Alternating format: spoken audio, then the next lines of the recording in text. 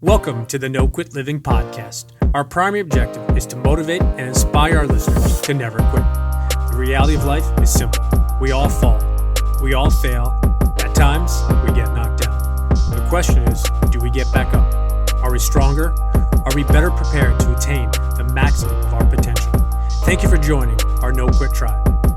As you go for your greatness today, never quit.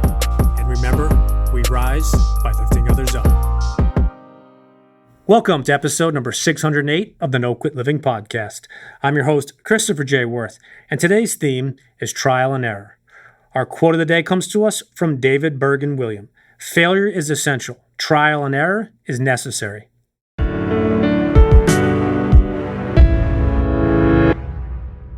Before we jump into today's episode, if you find value on our podcast, I would like to ask you to quickly pause the podcast and make sure that you have subscribed to our show as well as left us a review. I know it might not seem like a lot to you, but it really helps us get our show out to a much wider audience. Thank you very much. I recently came across one of today's guest videos on Instagram, and I really enjoyed her content. When it comes to mental health and mental performance, Cortnee White is both incredibly talented and knowledgeable. I know you are going to enjoy today's episode. Courtney, I'd like to welcome you to the No Quit Living podcast. Thank you. Thank you for having me. Appreciate it. First question we ask each guest is, are you ready to positively impact at least one person today? Absolutely. One person, one thought, one shift in anything is always the first approach. I love it. And I knew you were going to answer that, but I have to ask it anyway.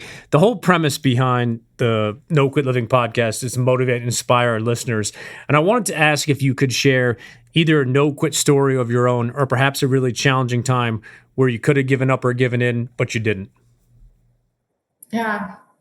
So, I think you put that on me personally, but I do have to say that the first thing I thought about when you said that was, in my work, everyday athletes and people are coming in my office struggling every day. And every day, some of them are coming at their lowest points, but they come in, they show up, they're vulnerable, they're willing to do some work. And I think that courage to show up, and I work with athletes that are 9 all the way up to 79. And so every time I hear questions like this of, I could share some personal struggle, but every day I'm hit in the face with so many different types of people and athletes who come in my office who are at their lowest, and man, they're brave enough to go, I'm struggling, but I'm willing to work. So I think that's the purest form of no quit to me. It's like, man, people can get up out of their house, out of their cars, walk in through my office, be vulnerable and be, man, I'm struggling, but I'm willing to do a little bit more work to get out of this. So that first and foremost, that's what came up for me. I love that. And I appreciate your candor. And for me, the whole concept of not quitting, I think it often gets misrepresented in not failing and never losing and perfection. And obviously in what you do and what I do, similar fields, a little bit different, but there's obviously similarity. Is I think that's one of the disconnects, and I wanted to get your 2 cents as a mental performance coach yourself, and just with your opinion, what do you think is the biggest misconception today when it comes to mental performance? Oh, good question. Yeah, I think when we hear mental performance, or we even hear mental toughness, I think we instantly go to that tough factor of like, I'm stone cold. The mentally tough, the most mentally performed and trained athletes and people are the ones who feel nothing, who are the ones who are just like, oh yeah, whatever, that didn't bother me, that didn't faze me, that didn't knock me off. I'm the toughest, I'm the baddest. And while there are those, absolutely, mental performance and mental toughness is about feeling it all, experiencing it all, getting hit in the face with challenge, and having the ability to bounce back, to regulate, to continue to move forward with tools and the right processes. So especially my younger crowd are always like, can you teach me not to feel?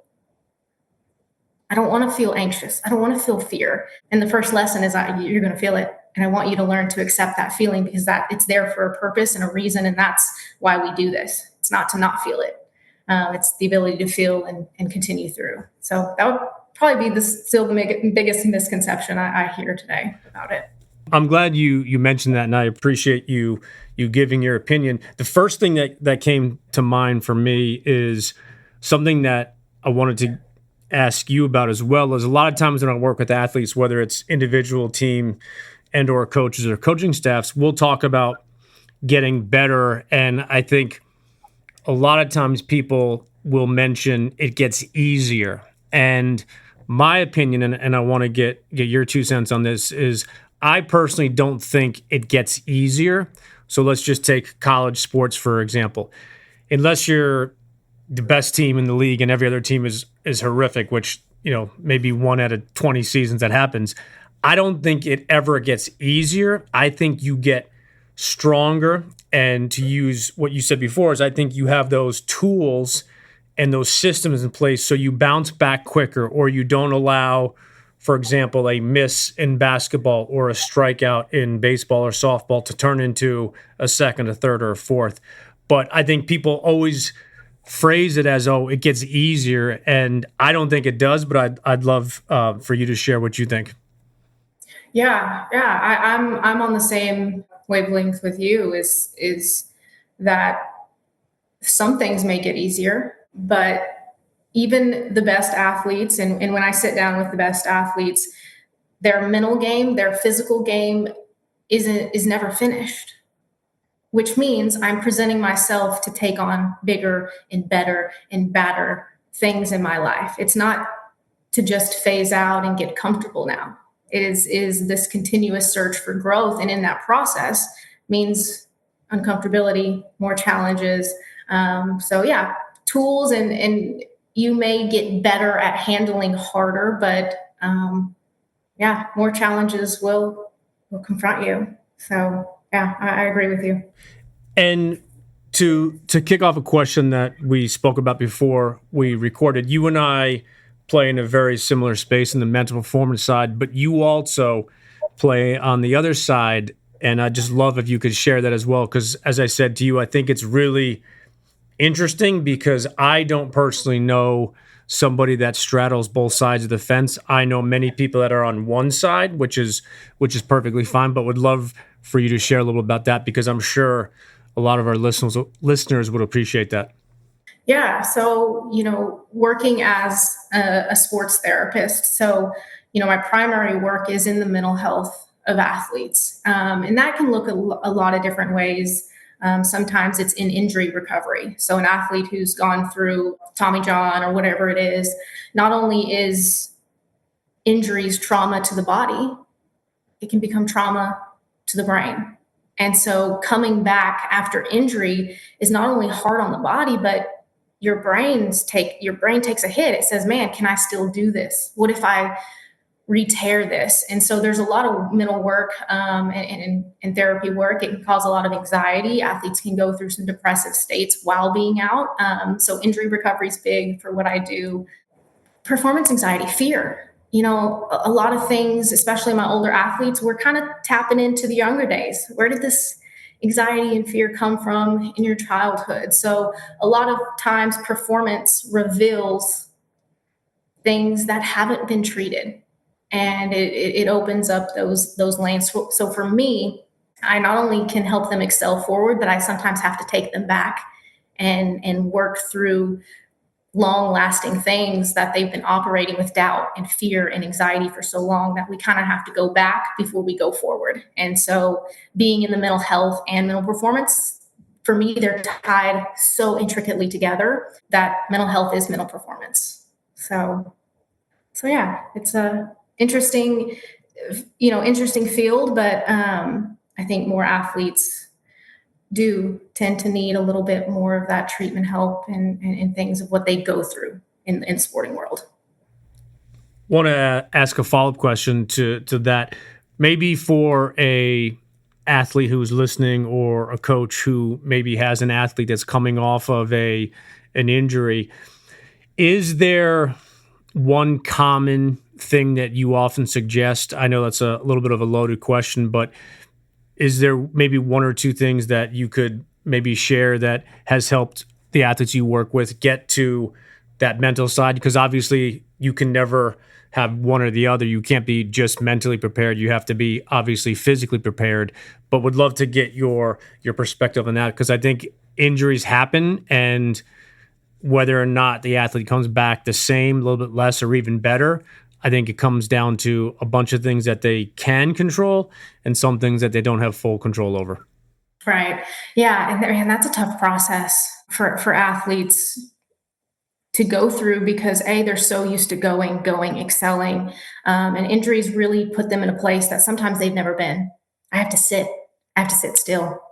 I'm hurt. I'm not progressing. And so many thoughts and fears can build in that time of injury. So, I think if you're going through an injury process, it is a great time. Maybe you don't feel bad, but it's a great time to meet with somebody, even if it is just a coach or someone you're close to talk about, man, sitting out makes me feel some type of way. Just communicating that, I think, is a great start. Some specific things that, while we're sitting out, athletes are always like, I'm behind, I'm not taking reps. So some great, skill specific visualization. I always ask my athletes to go, man, all right, if you're a pitcher, I need you to work that in your imagination. I need you to put yourself in the bullpen. I need you to put yourself in those moments, those reps. Take them. You're just not taking them physically yet, but keep your brain primed for movement again, for safety. So that is always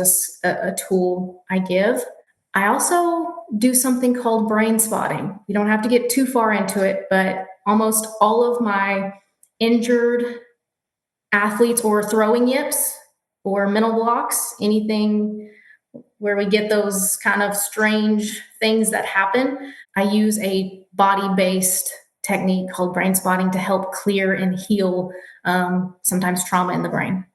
Is that something that is, I want to preface this the right way, easy to learn? I don't want to say it's easy to do, but is that something that maybe an athlete's listening now, that something that they can easily begin to do and work on? Or is it something that they would need a coach to guide them through?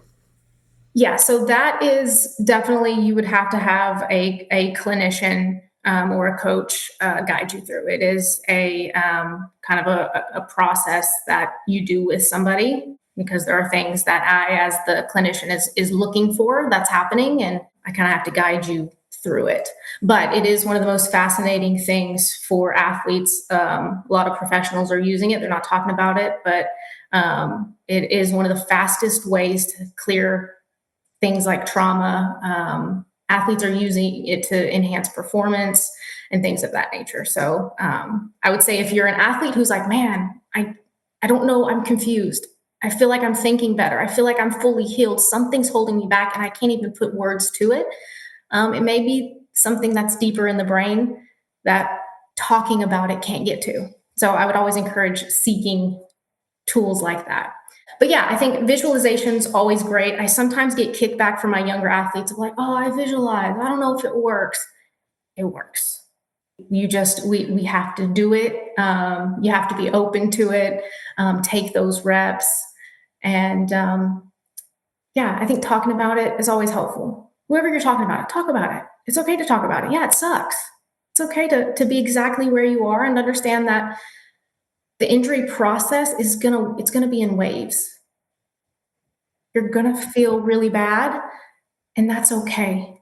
That's okay. So I think that's the other part I really encourage athletes to understand, is that the process is hard, and that's okay to recognize that and be okay to sit in that sometimes. We don't always have to move fast out of bad. We can sit with it. I couldn't agree more. I've done a bunch of studying on Michael Phelps, and I just really loved his approach on a lot of things. And his coach that he had throughout his entire professional career, Bob Bowman, they had a technique where he would have Michael visualize, and I believe the words he used to Michael was go to the videotape or go to the replay. And the research I did, I found a couple really interesting articles, and one of the things that Bob had Michael do was, and I want to get your take on this, because I think it's very interesting that when you talk about visualization, people say, or the idea is, do you only visualize the best and making every shot and winning every race and things like that? And obviously, my answer to that when I get asked it is yes, you want to visualize that perspective of like that victory. But then when it comes to the prep and the preparation and the repetitions that you do, Michael and his coach would go into, visualize yourself, going into a turn, you have water in your goggles. So not preparing for failure or losing, but preparing for a curveball. And I just thought it was fascinating because the reality is, out of every, I don't know how many races Michael ever swam, that happened a couple times, but the majority of it didn't. So if all he did was prepare for that, obviously that wouldn't be a good thing because those 3 races or 5 races, but there were a couple races, and I forget exactly which Olympic race it happened, and he ended up winning that race because he didn't even stop with his stroke count. So wanted to get your perspective on when it comes to visualization. I would assume there's the mix between, winning or succeeding, but then if a curveball comes, you're prepared for it. Now, if it comes, you're prepared. And if it doesn't, you've wasted some time. Like you said, success, visualizing what you want, those, how you want to do it is important. Absolutely. But the ability to see, not necessarily predict bad, but know that challenges, like any competition, we don't have control of a lot of things. And most athletes are pretty aware of like, yeah, water in my goggles is a likelihood. Here's something else I've been challenged with. Here's where I get the most anxious, or here's the moment that my focus dips. So when you understand those moments, utilize your visualization to see yourself getting through it. Is one of the most powerful visualizations. And I always encourage my athletes who deal with a lot of anxiety or fear to not just see the good, but I want you to see yourself in the moments you fear the most, because most of the time we just try to wipe fear from us. Oh, I don't want to think about it. I don't even want to see myself. No, see yourself in it. But I want you to see what you do with it. Give your brain a path. Because remember, our brain craves certainty. And sometimes the certainty it will give us is the certainty of failure, the certainty of that fear you keep thinking about. So if you give yourself those scenarios and going, man, this is the scariest moment I'm going through, but look, here's what I'm going to do with it. Here's how I'm going to handle it.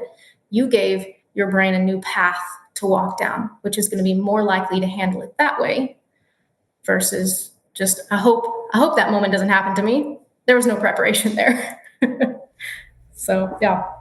I couldn't agree more. And I'm always amused when people talk about the visualization, and it's kind of like this sitting down and just imagining everything is perfect. I don't think that's visualization. I think that's very misleading to yourself because as you know, no game, no competition, no race ever goes exactly how you want it. Now, there would be quarters or innings or 30, 40% that just really goes on target and your game plan, but then all of a sudden team changes this or changes that. And one of the things I talk about all the time with my teams are there are things that we have 0% control over, and there are things that we have some or all. But I loved your perspective on that. Earlier, you spoke about regulate and bounce back, and I wanted to ask you a question about that because that's something that I get asked a lot, and we follow, I think, similar people on social media. And I think some of the athletes and I guess coaches and players that I've looked up to and admired at that quote unquote championship or that have succeeded are the ones that are able to not allow one strikeout to turn into 2, 3, or 4. They don't have or allow one missed shot to turn into 3, or quarterback throws an interception. All of a sudden his, next 2 quarters are just off. And I think where there's a little bit of disconnect is people think like, oh, well, that means you just don't care about anything and you just go. Dr. Nate Zinzer was on my podcast. I love his work. And I'm a huge diehard New York Giants fan, and I'm come full circle here. You'll appreciate, I think, understand where I'm going from. I asked Dr. Zinzer who was the most mentally tough, or one of the most mentally tough athletes, and I was really excited. And based off of our conversation, I thought he was going to say a Kobe or Jordan, and without hesitating, he said Eli Manning, and he said it with such confidence. Not only did he work with Eli one-on-one, but he said Eli Manning was just the same temperament. He threw a pick six or he threw a 65-yard touchdown. It was the same way. And I just remember that when I was a fan, one of the things I quote unquote didn't like was that he'd throw a pick six and he'd just walk off the field. And there was part of me that at that age would be like, I want to see him take his helmet once and just slam it or just show that emotion. But I realized that you don't need to do that to be successful. So very long-winded, but would love if you could just give your 2 cents on how and why it is so important to be able to regulate and bounce back quickly so you can be ready for that next play. Yeah. So, I think from my perspective, a lot of greats adopt that neutrality, that ability to get neutral, the ability to stay the same in good and bad. And that creates a consistency level. Some athletes are not wired that way.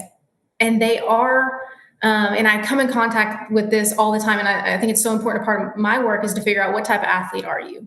What type of athlete do you want to be? And some are, they are fired up. They're emotional. They feed off of energy and the release of energy, where others find they perform best in that neutral space where it says, to be my best, I need to be here in good and bad. So I think for me, it's the ability to have both.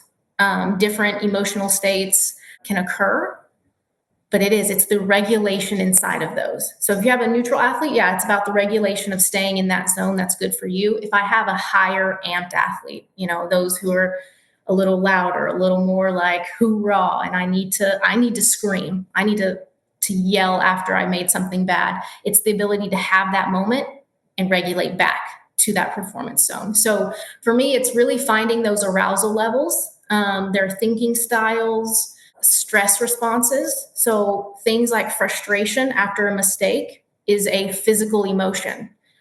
So if you respond a little more physically, you are getting surged with more stress hormones. And that is why under frustration, we hit, we yell, we cuss, we throw, because after that, there's a signal in our brain that says, cool, you did something. Thank you for fighting whatever was frustrating you.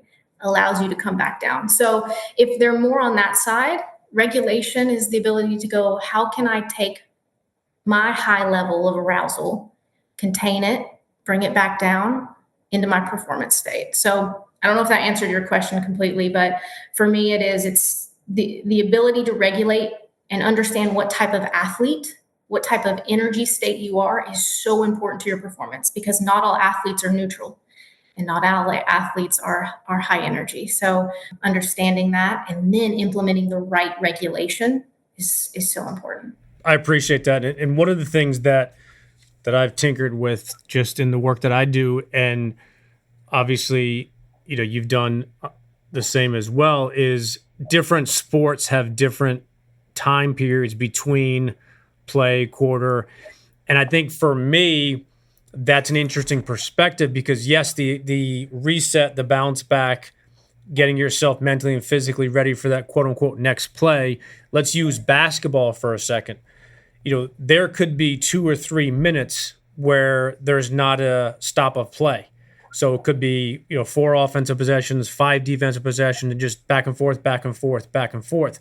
Football, depending on college or pro, I think it's like 20 to 30 or 40 seconds between each play. But then take baseball, for example, or softball, you might get up in the first inning, and depending upon the speed of the game and just how things are going, you might not get an at-bat until the 3rd or 4th inning.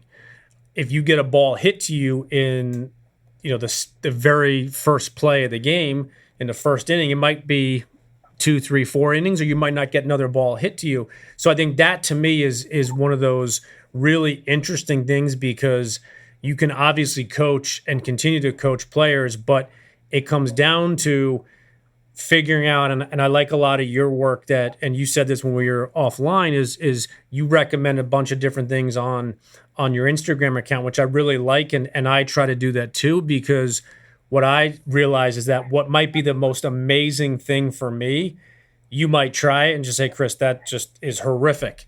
And then you're going to say, I do this. And I'm like, I can't do that. And which leads me to my next question. Breath work to me is one of the, I think, misunderstood, because I have talked about it, and depending on who the athlete is, if you say breath work, people automatically assume like you're sitting in a kumbaya position, and they're like, Coach, like I can't just sit there and take 35 deep breaths. And I was like, no, you can't. I was like, so use college basketball, for example, or professional basketball. I said, if you go to the foul line and you're shooting 2 free throws, I said, you can take just two deep breaths that nobody knows about as you're heading up to the foul line. But I think breath work is one of those things where, depending on who you say it to, it's either like 100% all in or like 100% all out. Totally agree. I get especially for my younger ones, the little bit of the eye roll of like, here's another lady telling me about breathing, right? So yeah, so I always try to be like, I know, I understand, I'm the same way, but there's different kinds, and there's different functions for different breathing and when to use it. And sometimes athletes are so activated, they have a higher stress response, that breathing makes things worse for them. So for me, it's like, okay, if you are a kind of in a high, like state, that higher response state, trying to slow your breathing down can panic you. So, so yeah, different breathing styles, but everyone, yeah, is always like, oh gosh, she's gonna teach me some meditative breathing thing that I'm not interested in. So yeah, I get that a lot. I was talking with a head coach that we might be doing some work with this upcoming season, college coach, and we were just going through some stuff, and she was asking some questions, and one of the early questions was, oh, so will you be doing a bunch of breath work with my team? And I said no. I said I don't. First of all, I said I don't have an expertise, and I said I meditate myself. I said I've tried.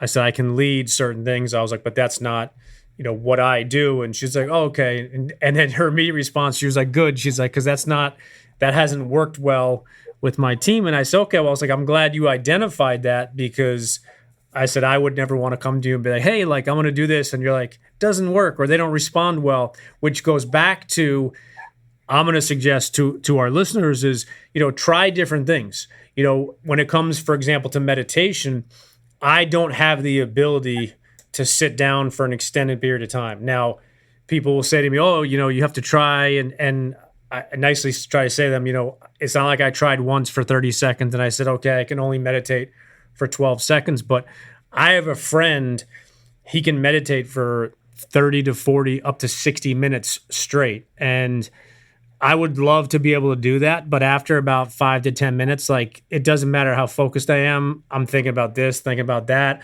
I'll probably start to fall asleep. So maybe a tough question, but want to get your professional and personal kind of advice for a listener that has maybe not done any breath work or meditation, but they've heard about it, read about it. Is there something that you suggest for them to, maybe a bad term, but dip their toes in the water and to try to see what might work for them? Yeah. So right. And I teach, and I kind of manipulate certain breathing techniques, right? We've all heard of maybe the box breath, the 4-4-4, things of that nature. So from a performance standpoint, most sports, we don't have time. I don't have time to, and that's why so many athletes get frustrated. It's like, I don't have time to, maybe in a timeout, of course, but so I really, when I do encourage breath, and it is helpful for athletes, is to kind of change those counts. I'll be a 4-2-4, because holding your breath for 4 can exaggerate that I'm panic state. So, I have people, if you don't like a certain breathing technique, maybe test what just feels good for you. There are some guidelines with breathing. There is some research about, length of breath, but I would say, play with just what feels good for you. A count, maybe don't even count. Just take those deep breaths. I always love a good psychological sigh. The double inhale. That's, yeah, that one always, my athletes like that too, because it's different, funky. So even trying that, especially for people who have asthma or kind of get a little bit in a panic state where they kind of feel like they can't get oxygen in, that double inhale mimics that. So it actually can help even people who have asthma. That's kind of a mimic of that to help get air in, to help calm down. So I would play with a few different kinds. I think that's the best way to dabble in it. For the meditation piece, I have a lot of my athletes do that kind of work at night, the ones who can't sleep. I have them do like little challenges, like the 6 breaths in a minute. Can you put a timer on your phone and take 6 breaths in that minute? Because it challenges you to slow down your breathing to a point that you don't normally do. We take up to about 20 normally in about a minute. So we're usually breathing a little faster. So that slowdown can really shift a state into, most people feel like, whoa, I feel a little lightheaded. I feel like my body's floating a little bit just because you completely downshifted your nervous system. Or I'll have athletes lay in bed at night if you can't sleep. I was like, I want you to just try to count to 10, nothing else. Every time your mind wanders past that number or the envisioning of that number, you start over because you were distracted. You were no longer in a meditative state about counting. So I think sometimes we make meditation too big, too scary. Like I have to sit and hum and block everything out. Sometimes it is about a focused state of maybe calmness, or maybe you're meditating on something positive, or just trying to get to the number 10. I love that, and I think the common theme, which I didn't know was kind of going to go there, but really like your approach of figuring out what works for you. Yes, try different things, but I think it's so important when it comes to both sides that you play on, that there's nothing that's one size fits all, whether it's mental health, mental performance, sports performance. Things are so different. And I think that's one of the biggest disconnects that I have when it comes to social media is people put out information. And I want to be very clear. I'm not knocking anybody to put out information, but what I do knock, not bad term, what I don't like as much is when it comes across as, this is what this person did. So if LeBron did this, or if this, Michael Jordan, like it has to work for me. And to your point, whether you have asthma, whether you're a little bit more anxious, whether you're more just upbeat versus some people in the heat of the moment, as you know, are really quiet. And I worked with a AAU team years ago, and our best player on that team during some of the most tight moments, he was just super calm. And like the first couple times, I remember looking at one of the coaches and I was like, what is wrong with him? I was like, does he not want to be here? And we finally realized after like a second or third game, is like, no, like that's how he performs at his best. Is he, without knowing it, he was kind of like slowing it down and just trying to be in the moment so he could play his best. But from the outside, again, going back to my Eli comment, it was like, what's going on? And the reason I say that is I'm hoping that someone listening to this realizes that, maybe what a friend, a teammate, a coach has said, like, oh, like, this is it, and it hasn't been working in the past, or maybe something that used to work in the past is no longer having the same effect, is it's okay to try something. Now, I would never recommend every game, every practice, try something completely different, because then you're going to be all over the place. But you have to try different things at different points. Absolutely. Yeah. I think it's so important just to experiment with those things and understand that you're not the same as everyone else, and you require different needs to be at your best. Not all the best performers, as much as we may think they all operate the same, they don't. And I think we're starting to see those differences more than ever. I think athletes are more and more opening up about struggle and more opening up about their systems and their processes. And so it's important to not just try to fit in line with what you think everybody's doing, because it's very unique and individual to your needs and what makes you your best and make you feel your best. I got to nerd out for a second here on books. I wanted to get your 2 cents if someone is listening on either the mental or mental health or the mental performance side. Are there maybe 1 or 2 books that you recommend that your athletes really have responded well, that are either good introductory books or just good books in general to get them into either space? Yeah, I will say, kind of talking about Eli Manning and the kind of his neutral state, Getting to Neutral by Trevor Moawad, I believe. Yep. That's a good one. It's a good introduction. Yeah, you have it. Right there, yep. Yeah, it's a good introduction to, especially a lot of my work is talking about thinking styles. So it isn't just let's think positive or don't think negative. We are really, I teach a lot about feeding the brain directions, not just, hey, everything's going to be okay. Your brain under a panic state is saying positivity is agitating me. My state is going, hey, something's wrong, and you're trying to feed me rainbows and butterflies, and it's ticking me off. So teaching yourself how to think either in a neutral state or provide your brain with directions through hard is very important. So Getting to Neutral is I think a good book to look at that thinking style. I like The Art of Impossible, Stephen Coulter. Good book. And I think a lot of books, golf books or tennis books, for some reason, some of those, even if you're not a tennis player, even if you're not a golf, I think for all athletes of all sports should read a little bit of golf and tennis books. I think there is just some great information in some of those books. I just watched a video, I think it was earlier this week. I didn't know this. I was a huge Michael Jordan Chicago Bulls fan, but Steve Kerr was interviewed, and he said that Phil Jackson gave him the book, The Inner Game of Tennis, when I think it was the first or second of his championships. He wasn't there for the first 3. He was there for the second three-peat. And he said, and it's just interesting with technology and how you can have that information, but he said that he read it, and I think he played 5 or 6 years after he left the Bulls, but he said that he read it every single year.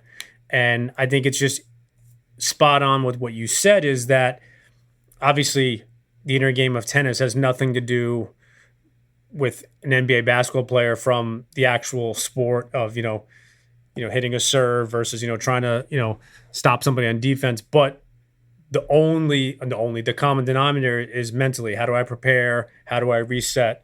So I think that's phenomenal advice. And again, it goes back to, what you said, the way you prefaced it is it's not whether or not you're a fan or you're a huge golfer or tennis. And I think some of the most intelligent people, all walks of life, will look and dive into some of the things that they don't have maybe a huge interest in. And I had one of my early, probably first 50 or 100 podcasts, I forget the guest, but he had talked about that one of the things he did when it comes to reading was he would always read a couple books each year, either about a topic or about somebody that he really didn't enjoy or was a big fan of, just to find out a little bit more. And I remember I was kind of taken back, and he said, it doesn't mean that I have to like that person or become a fan, but he said, it just helped me learn. And I think that's the biggest value, or one of the big values from books, is you can learn things differently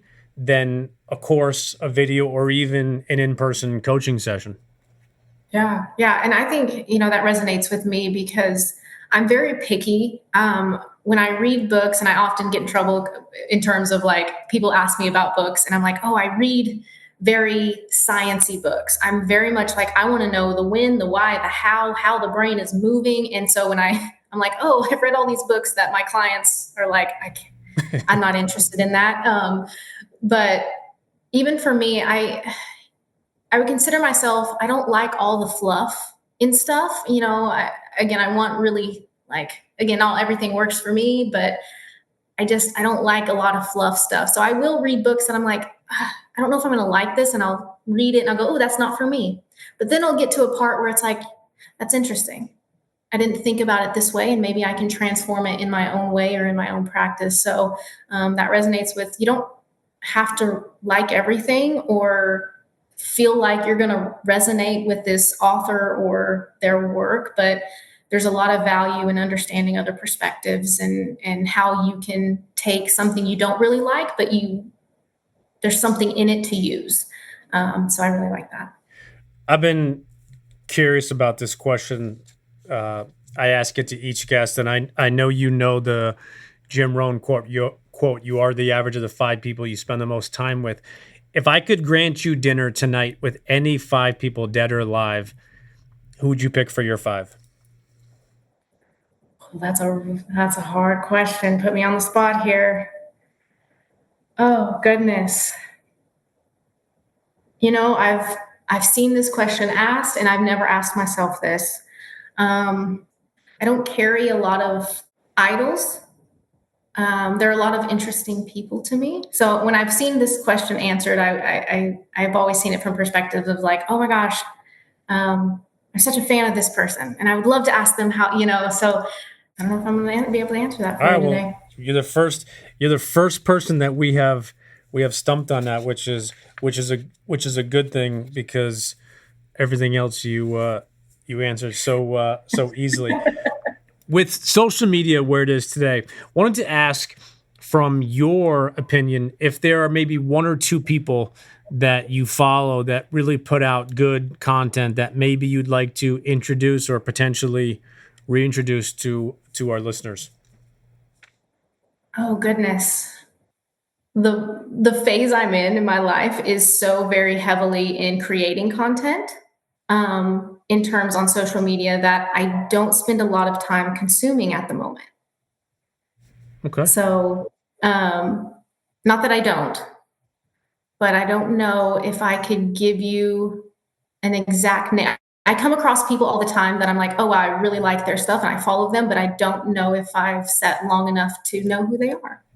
I like that. And the phase that you're in, just from my 2 senses, you're more in the creating space and obviously working with this. So I think it's interesting, because I think at different phases, and I've been trying to be very intentional with what I'm taking in, and a good friend of mine had for his year the word, I think it was in 2023 or 2024, was intentional.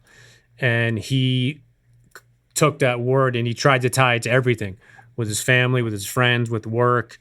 Am I sitting down and just scrolling to scroll, or am I sitting down and scrolling with a purpose, meaning I'm trying to learn a topic, or I'd like to get 1 or 2 new podcasts onto my array of what I listen to. So I think, again, there's different times for that.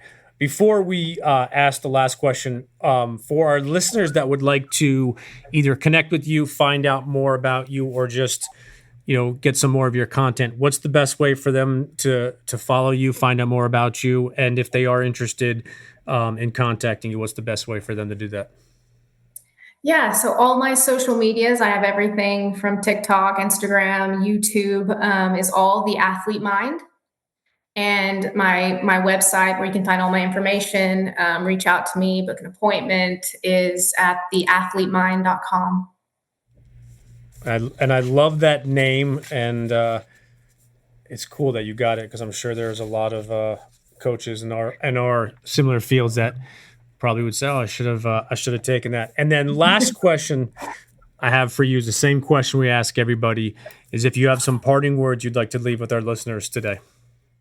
Yeah, I think something that stands out as a constant in my work, is that perfection doesn't guarantee success and failure doesn't guarantee defeat. And I think most athletes I work with are, if I was perfect, if everything went right, I'd be successful. Then I'd go do the things that I want to do. And we can be at the top of our game. We can play the absolute game of our life and still lose. And also that the loss, the mistake, that failure doesn't guarantee we're done either. And so I think if we can operate in a space like what you do, no quit. I'm not going to be perfect and I'm going to fail, but I'm not going to stop. So that's always a really important message for, I think, anybody doing anything, business, performance, life. We don't need to chase perfection. It's not going to guarantee us anything. It's the not quitting. It's the courage to continue to show up. I love it. I could not agree with you more. I really appreciate your time. I know our listeners, I took a bunch of notes myself. I know that a bunch of our listeners received a ton of value. So I just have to say thank you for your time, and I hope that you and I can connect again soon. Absolutely. I appreciate you having me on. I really enjoyed it.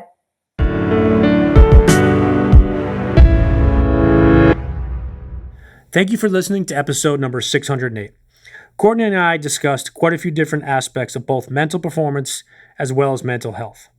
One thing that was common throughout today's episode is the idea of figuring out what works for you. If there was something that resonated with you today, I would encourage you to give it a try. Also, remember what Courtney said near the end. It's not about perfection, it's about being consistent. So give it a try, and as you go out and crush your day, please remember these two very important things. Number one, we believe in you. And number two, we rise by lifting others up. And lastly, to our listeners, thank you. We truly appreciate your time, and we hope our episodes inspire you to keep on attacking life and never giving up. To quote Dr. Norman Vincent Peale, it's always too early to quit.